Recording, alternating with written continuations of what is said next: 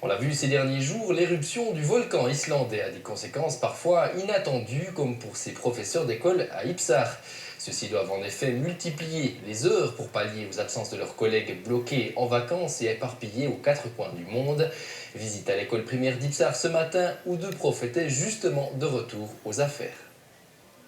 À l'école primaire d'Ipsar, aucun cours n'a été annulé. Grâce à un plan pour les situations d'urgence, les cours ont eu lieu comme d'habitude. Ceci surtout grâce à l'engagement des enseignants.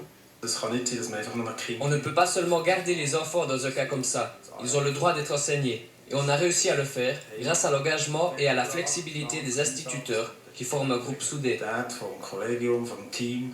Le directeur de l'instruction publique, Bernard Pulver, trouve la situation exemplaire. Pour un cas exceptionnel comme les problèmes liés au volcan, il comprendrait qu'un cours n'ait pas lieu. On ne peut pas planifier la vie et tout d'un coup il y a un volcan qui s'érupte et on ne s'y attendait pas. Et si ma foi, une fois il y a une leçon qui tombe, on ne peut pas avoir tout sous contrôle et je ne crois pas que c'est une grande catastrophe. L'engagement particulier des enseignants d'Ipsar sera payé en tant qu'heure supplémentaire. Payés avec l'argent que leurs collègues remplacés ne gagneront pas. Le temps passé à l'étranger est considéré comme un congé non payé.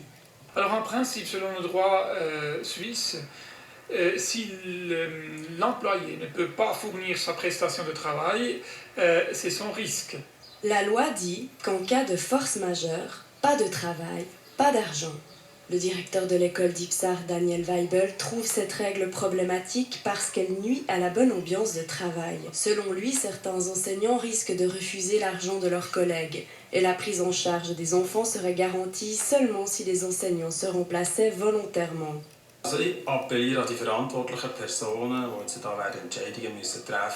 Je fais appel aux personnes responsables qui doivent prendre des décisions en rapport avec ce cas spécial pour qu'ils soient souples et ne punissent pas la solidarité du corps enseignant. Le conseil exécutif tranchera dans les prochaines semaines si une solution à l'amiable n'est pas trouvée.